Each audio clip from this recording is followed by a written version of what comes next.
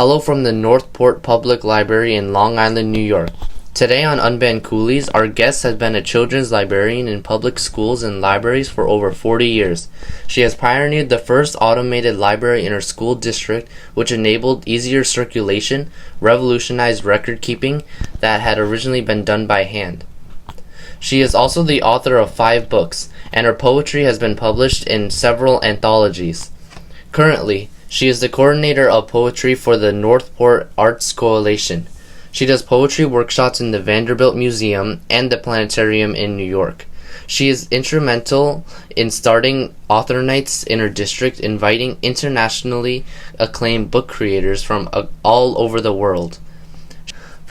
She received her master's degree in creative writing from Adelphi University. A recipient of Professional Achievement Award for a library website she co-created called Kids Long Island, which was the first website of its kind for children and parents. Please welcome to Unban Coolies, Linda Trott Dickman. And the crowd goes wild. Thank you so much, Christopher. It's a pleasure to be here. Thank you for meeting me here today at the library. Does being here spark inspiration for your poetry and creative writing? With every breath. I love being in the library, especially in the children's room. It is where my heart lives. What inspired you to be a writer? When I was 10 years old, my parents sent me to a camp in the high Sierras of California. It was called Camp San Emilio and Takuya. It is now a camping site, no longer a Girl Scout camp. But I went up there, and I went up there with a marble notebook, which is those black and white notebooks that you often see when it's time to go back to school. They've been around since the beginning of time, I think. And we were invited to write whatever was on our heart. So I started writing about trees and squirrels and pine needles and all the things I loved about being in the camp. So that's where it began. And I wrote poetry all throughout my life at different parts of it. In fact, sometimes I've tried to take notes in a boring meeting by using poetry to make it more interesting for me. So that's my inspiration. In my generation, when we check out a book at the library, it passes through a scanner and the book is checked out in seconds. It's mind-blowing to think that there was once a time where a librarian had to manually write down the name of a book and the borrower's name by hand. I think it's awesome that you pioneered the first automated library system. Could you share how this came to be? The automation process when we automated the Fifth Avenue Library in Northport, in East Northport. It was Fifth Avenue Elementary School. It was 1984. I went to a conference in Atlanta, Georgia, and met up with some people who had a system called the Winnebago system. And it was an automated system, which I don't believe is still in use, but we went from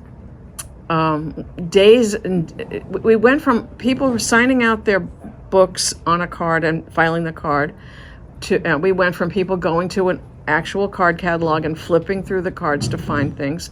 We went from keeping all of the records for every single book that you could possibly imagine on cards, in books. We had everything was hand done. We went from that to putting it on a program and putting every single book with a barcode on every single book into a system. And then we used Texas Instruments hardware. It was either a TRS-80, and then we went to a PC in MS-DOS. I think it was MS-DOS. I remember a black screen. And to put books in, you had to use a black screen. And eventually we went over to Follett at some point. I don't remember the year we converted from that. But it was a difficult system. There was no one to advise me. My principal at the time rushed into that company right away without doing any other research to any other companies because he wanted to be the first in Northport. So I can tell you that that's why Fifth Avenue Elementary School in 1985 became the first elementary school in the district to be automated. As you know, this channel is called Unban Coolies, inspired by my favorite book, and now it's on the banned list. As a librarian for over 40 years, I'd like to know your thoughts on the book banning movement, most prevalent in states like Texas, Florida, Missouri, Utah, and South Carolina. What I'd like to understand first, after having intimate knowledge of Coolies, is why was it banned? I don't even know why it was banned. I couldn't find the information. So that being said, what are my thoughts on the book ban movement? It's old as time. There's always something that somebody doesn't want someone else to read. And what I don't understand is how so many people can lack perspective. There is no book that should be banned, but there is a need for the right book at the right time. Let's talk about one of your favorite books, Little Black Samba, which is a banned book, by the way. For those who don't know the story, it is about Samba, a South Indian boy who lives with his father and mother, named Black Jumbo and Black Mumbo. While walking out, Sambo encounters 4 hungry tigers, and he surrenders his new colorful clothes, shoes, and umbrella so that they will not eat him.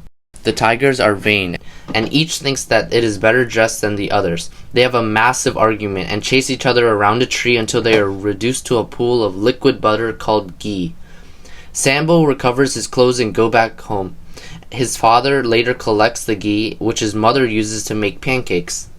Linda, why do you think Little Black Samba was banned?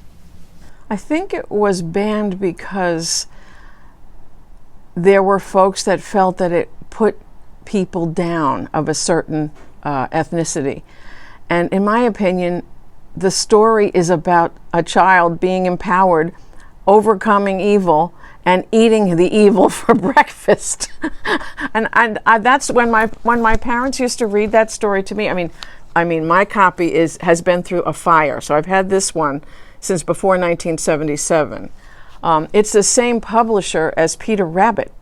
It's Platt and Monk in New York City. It's the same publisher. They've published so many amazing books, and this one is no exception. So I think it's all a matter of perspective, and I think that every perspective is important, even if one does not agree with it. Do you think it's the government's job to ban books? No, I do not. I think it's a partnership between reader and parent, reader and librarian, but most specifically reader and parent in the early stages of life. There is nothing I wasn't allowed to read, but I always talked to my folks about what I was reading, and they always asked me questions. In addition to being a librarian, a writer, a teacher, and a parent, what advice can you give to parents who are concerned about the books they don't want their children to read? My first piece of advice would be for them to read the book they don't want their children to read. I have a question before I have any more advice, and that is the book appropriate? Is the book appropriate in the context of other books of its nature? For instance, I'm reading a book right now about the adoption process, and I was asked to write a review for it. So I went and found other books about adoption that I would read in conjunction with that book because it offers different perspectives. And in my opinion, it's all about the perspectives. So if my child wanted to read something, I remember going to my father with a very specific book, which I'll leave the title out right now, and saying, "Daddy, what do you think?" And he explained everything to me. And that he had read it already, and then he told me to finish reading it, and we talked about it when I was done. So the important part is communication between the parent and the child. And I applied that to children who would come in and say, "I want to read Harry Potter," when they were in kindergarten. I didn't tell them they couldn't read the book. I simply suggested a 5-finger test. And if they went to a page of the book and they put a finger down every time they came across a word they did not recognize, and they got 5 for one page, I would say, "This book is probably not something you're ready for yet. Try it in a month. Try it every so often until you can read it." And by then, I had a chance to either make a phone call to a parent or have another conversation with the child. It's all about communication. Sounds like a sensible solution. I appreciate you reading the book Coolies in advance. This book is on the book ban list. Why do you think they banned this book? I have no idea. I have no idea. All it does, it highlights a time in American history when people were treated poorly, again, and how they worked through it, how they overcame, how they worked together.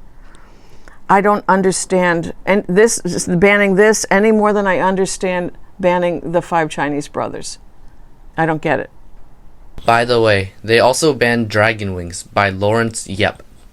I love that book. I don't get it. I don't get it. But I think it is a sign of the times, in my opinion, and it is mostly when someone lacks perspective and is not willing to have the conversation. Their hands are on their hips, their foot is tapping, and they're not listening. You are an author of 5 books: Robes, The Art Being Covered, The Air I Breathe, Road Trip 2, On the Road Again, and Catching the Light. Which of these books hold a special meaning to you, and why? They all hold special meaning for me, because you have the first, then you have another one, and then you have another one, and then I will show you. This is Catching the Light, and why this is so exciting for me is it represents, I was inspired by a child when we were in Maine. This little boy was sitting on the floor of a market, and he had his hands around a fluttering piece of light. And his mother said, "Honey, what are you doing?" And he said, "I'm catching a fairy." So that's what this cover is all about. I took a picture of the little boy. I wasn't allowed to use it because I didn't have permission from the parent to use it as a cover. So this is representing the little boy catching the light. And it was shimmering and it looked like a rainbow. So that explains the cover. But the book inside represents all of my life's work with children using poetry prompts and writing with kids. So it's a book of poetry prompts you could use at any time with anybody from a child in kindergarten. There's pieces that could be used with a kindergartner all the way up to somebody even older than I am. Because I wanted it to be a universal appeal. So that's the one that holds special meaning. I think I would like to just read a poem. This poem is called My Favorite Snack, and there's a writing prompt that goes with it. But I had it because we were having a discussion around the table one day with a library group at lunch, and we were talking about what everyone's favorite snack was. So this prompt came out of that discussion. My favorite snack. It's about 3:30. My tummy craves a snack. I don't know what to choose from to fill up what I lack. Salty, sweet, or crunchy. Just what food shall I try? In grazing through the kitchen, a small bag I do spy. Chocolate-covered pretzels. I open up the top. Slowly reaching in, I grasp one. Oh no, can I stop? The sweetness is amazing. The salt is just right, and crunchy and so munchy. I'll eat them through the night. Now I found the perfect snack. I'll keep the house well stocked. If I had my druthers, I'd eat them round the clock. Wow, that's beautiful. Thank you. Any new projects you're working on now? Oh yeah. Okay, so another book. I'm working on another book about the Long Island duck. I'm going to be using a high school this year. The first edition of this book will be Northport High School students illustrating the book, and it will be available hopefully in welcome centers on Long Island and throughout the state of New York. That's one project. We go to our next interview on that one next month. We're going to talk to the art teacher, and she's already agreed to do it, so it's just a matter of working out the logistics. Later this fall, there will be a new poetry path in the park in Northport, and it is a path of 12 poems by local authors of all ages, And I was so proud to say I was not a judge, so I made sure I wasn't a judge for this reason, but I found out after the winners were announced that one of them was a former student, so that makes my heart sing, always. It's all about the kids all the time. So that's going to be unveiled in Northport Village Park in the fall of this year, 2023. I teach at the Walt Whitman Birthplace. I teach poetry at the Walt Whitman Birthplace. I'm going to be involved in a poetry festival in October. That's going to be a really big, exciting thing. And again, I'll be representing the birthplace and myself and working with authors promoting poetry with children of all ages. And there's more, but that's enough for now. Well, Linda, on behalf of Unban Coolies, I want to thank you for being so gracious with your time. Christopher, any time I can spend with you is always a blessing. Always. I'm so happy to meet you. I hope to see more books in the future by Linda Trott Dickman. Thank you, Christopher. The pleasure is all mine.